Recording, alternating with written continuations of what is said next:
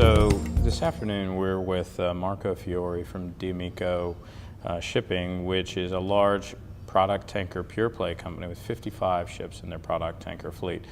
I'm Ben Nolan from Stifel, and we'll jump right to it. So Marco, could you maybe update us on developments that are taking place in the product tanker market?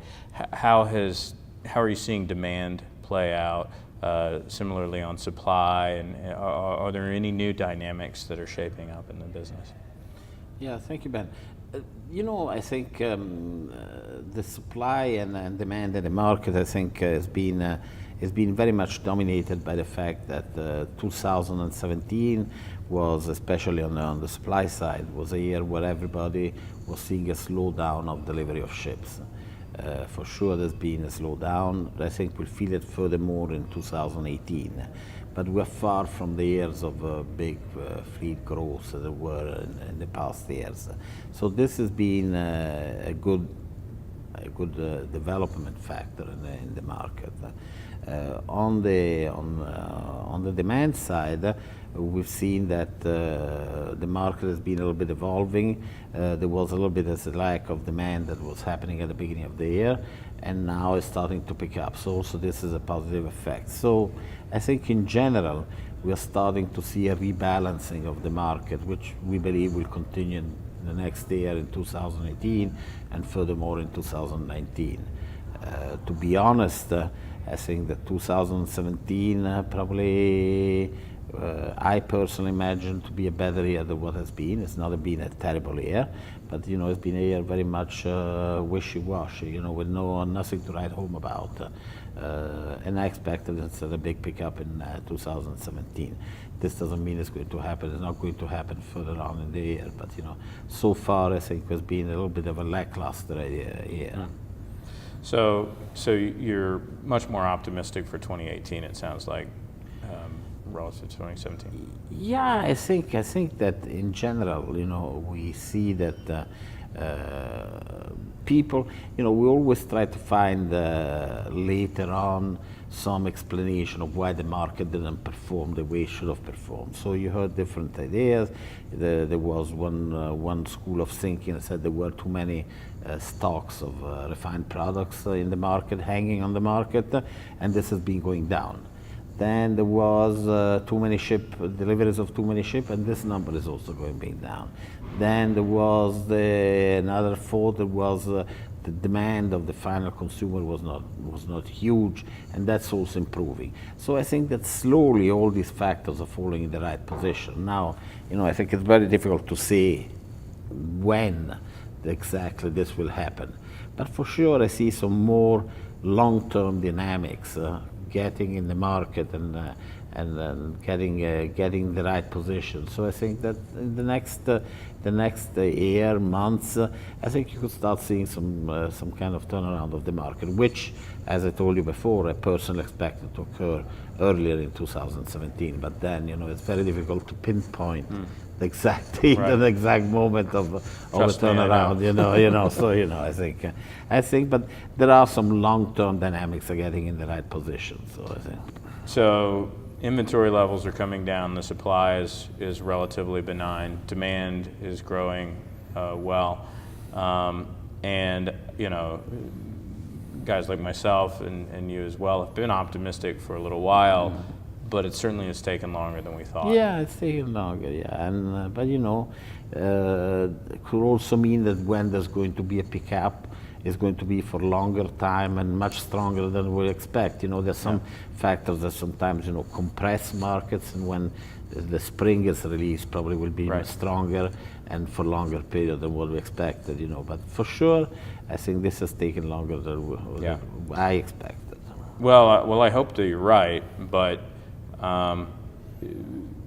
How could you be wrong? Are there any are there any things that might keep you up at night with respect to an improvement in the market? Well, to begin with, I don't sleep much at night, so the definition it keeps me up. No, I think that I think the geopolitical situation in the world, that could be a big problem, but that is out of everybody's control, and it's very difficult to assess that. I think also there are, in the long term, some other positive things. For example, regulation on low sulfur fuel, the IMO regulation on ballast water treatment.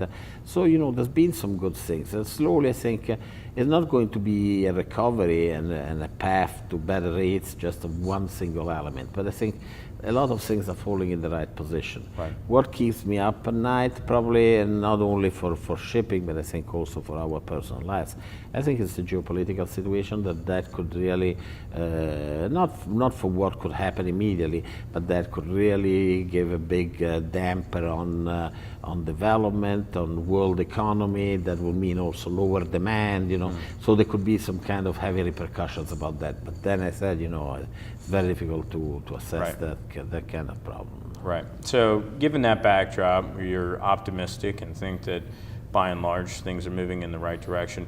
What is the Amico doing, or how are they positioning, or how are you positioning the company for that? I think there were also some certain events that we didn't discuss. For example, for sure there's been less presence of financing in the market. That has been entailing a lot of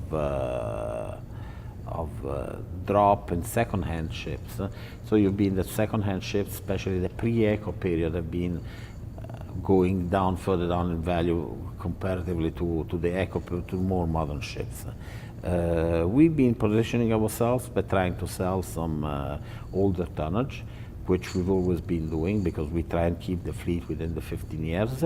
So you can see that we've been trying to sell with some sale and charter-back transaction older ships, 2005, 2006, and taking them in charter up to the 15, 16 years, 17 years, the period which we are interested in.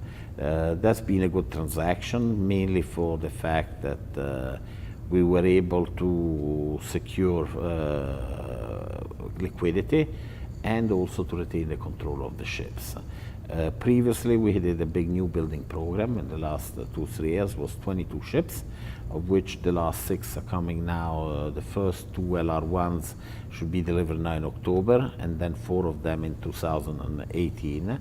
So that's also part of it. But I think we made our moves in the past. So I think now we have to see if what we've been positioning ourselves is going to be developing the way that we expected for the way we've been positioning ourselves. Yeah. So the company is sort of now where you had designed it to be, or close. I think so, yeah. It's kind of close. We have a nice critical mass of 55 ships, plus the 6 are coming in. We own over 30 we own over 30. The rest it is in long-term and short-term TCs. So we have a nice mix of ships in our fleet. We try and keep the age very low. So I think mainly this is how we've been trying to position ourselves. What I really am afraid that this is not a factor we can't control, that if the market is going to go in the direction we expect, there's going to be a rush for new orders. But that, that's another factor that we can't control. Luckily, I think there are some external events that could limit this kind of development, such as less credit for new buildings, and especially also limited supply from shipyards, where there's starting to be a certain consolidation or reduced financing available also for shipyards in order to secure the funding guarantees and for kind of new projects. So I think this could be something interesting also. Right. So now, looking at the macro situation a little bit, there's a lot of changes taking place. The United States is increasing oil production pretty dramatically, and that's leading to higher levels of crude exports. China's becoming a bigger player in the market. There's structural shifts in Russia. Could you maybe talk through how some of these various dynamics are impacting the product tanker business? Well, Ben, I think the first thing that's impacting the product tanker business, which is starting to occur in the past and is continuing, is the fact that there is a big shift in where the products are getting generated, or where is the refining capacity of the world. So we've seen that this shift from close to the consuming countries is been moving to close to the extraction countries. So where the oil is extracted, often there is refineries close to there. So this has been one of the big drivers of the industry. Naturally, there have been some huge events have been changing things in all of this, such as the United States with fracking. Today is among the top 3 producers of crude oil. That has meant that a lot of refineries have been concentrating in developing the United States, and there was a huge flow of exports of products, which in the past was not that the case. I think Russia also will be facing going forward with the need for low sulfur products. Russia will probably need to improve and to do some increase of changes in its refineries, because so far they'll be lacking that. And then I think in the big geopolitical, I think that in Europe, refining capacity is still going to continue to go down. So Europe will still be one of the big importers of products, which will come mainly from the Middle East, so from the big refineries of the Middle East. So I think these will be the big changes. Right. So looking across the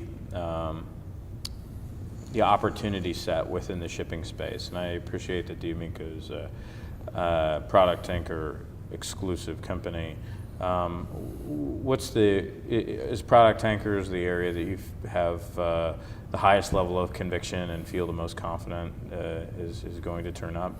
Or are there other areas that you think we should keep an eye on? Well, I think normally, probably products is the thing that I follow every day. So probably that's where you develop a little bit more of a comfort level in that. I think that also crude, I'm not very well aware, but from what I read, there is a big level of new buildings coming in the crude market, and I don't know how that would be impacting. As much as you see there's been a limited growth in the fleet on the product side, from what I can see, there's been a big increase. There's going to be a big increase on the crude side. So these are the only things that I can see mainly in the market. Right. And just a few last things, but with respect to D'Amico in particular, it's an Italian listed company. How do you think through that as opposed to having a U.S. listing and the access to capital? Is that at all an inhibitant or anything that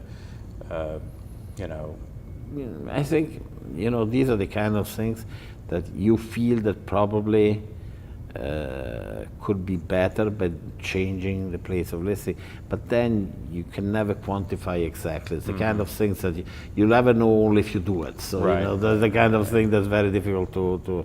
So it's adding. I must say that in Milan, we're the only shipping company now listed in Milan. So there's less peers to compare us. But on the other hand, there's a very loyal group of investors in Milan. We are kind of representing a segment which is not present in the Italian stock exchange, so giving some new opportunities to invest for Italian European investors. And then let's not forget that also the Italian market, Milan has been joining forces with the London Stock Exchange, and it's still a good listing. So we're part of the mid caps listed in Milan that belong to the star segment, which is the one with higher corporate governance. So I think it's very difficult to say what could happen if, but you always wonder. But so far we have good turnover. We have the last months we've been doing over 1,600,000 shares per day of trading. So I think there is some good points. Then probably could be better. Probably yes, probably no. But we'll never know. Ex post, we'll never know. Sure. And then lastly for me, I think there is a general sense of optimism about the product tanker market, but by the same token, there's a lot more question marks around the crude tanker segment, given OPEC's reduced production. Do you think that there can be a legitimate decoupling of the two businesses in the product tanker market? Look, I think being in this segment for the last 21 years, I think that there's always been a fundamental correlation between crude and products. Then how they're correlated, nobody's been able to explain it, but but for sure there is some kind of correlation. So decoupling has happened in the past for a certain period of time. So probably this could be one of those periods. But certainly they are correlated, but there's also been periods which have been decoupled. For sure, I think we're assisting at a different dynamic in the market, especially on the new buildings deliveries. I think product tankers, especially in the smaller segments, MRs, and is being much lower deliveries than you would see be doing in the crude side. Right. Well, I hope that you're right. But with that, thank you very much for your time, and thank you, Ben. Really appreciate it. Thank you.